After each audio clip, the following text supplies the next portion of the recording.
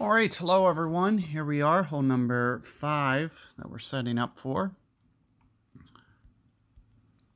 And the biggest thing for this hole is range. So if you can create some range, as you can see, extra topspin on the hammerhead, still good accuracy. So it's going to be a pretty good club for you to use for this hole. And you may want to pick a ball that's a little bit more advantageous for your second shot.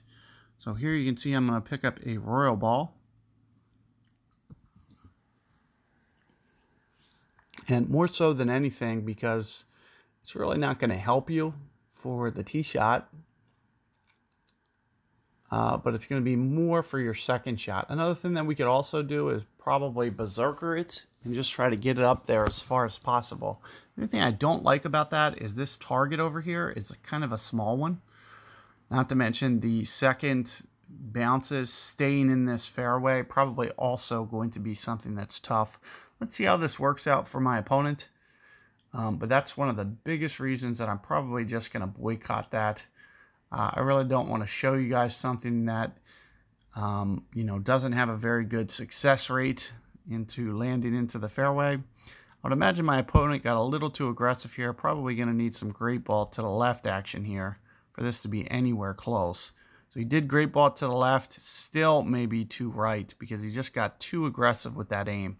You have to remember when you curl, it's going to make the ball land well right, because it's going to go way past the target.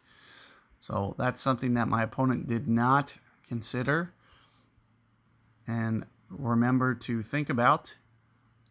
So as you can see, not the best shot as a result. So here what we're going to do, very close to a max ring adjustment, to go in the neighborhood of 8 rings here. Perfect ball. More so than anything, we're just trying to get the ball in play here and trying to keep the ball in play, no less. So you can see I do roll into the rough, but it does come out. Some wind effect.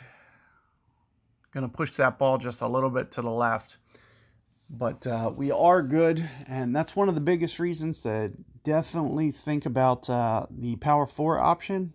Just in case you don't have the longest, best tee shot, we're still going to give ourselves a easy approach into the green here. And hopefully, we can actually get it to the green. So if you guys saw my other tutorial or didn't see it, I didn't get to the green, but I was still able to, pick up the eagle. So do check that out because it was with a Kingmaker, very straightforward, easy to do. I'm just going to play very close to 1 per ring here and just try to crank up the top spin, especially with this shorter drive. See, this is actually kind of a tough, there's not a lot of room here. You can see the bunker on the right, the fall off on the left. Very, very challenging hole. We go 10, 11 rings here and just max OP it. With the max OP, you're looking at about roughly plus 7%. So you'll need to do just a little bit of an over adjustment, which is what I'm doing when I'm using this many rings. You can see it actually does end up just slipping off. So I could have used just 1 more ring there just to be careful. So you'll see that I clipped the rough. And with the fall off there, it's really going to be a challenging hole. You really want to make sure that you do find the fairway on your first shot. I didn't want to get too aggressive onto the right side, so I was just trying to thread it through there. And with the added length that I added to my shot, it just made things just a little bit more challenging.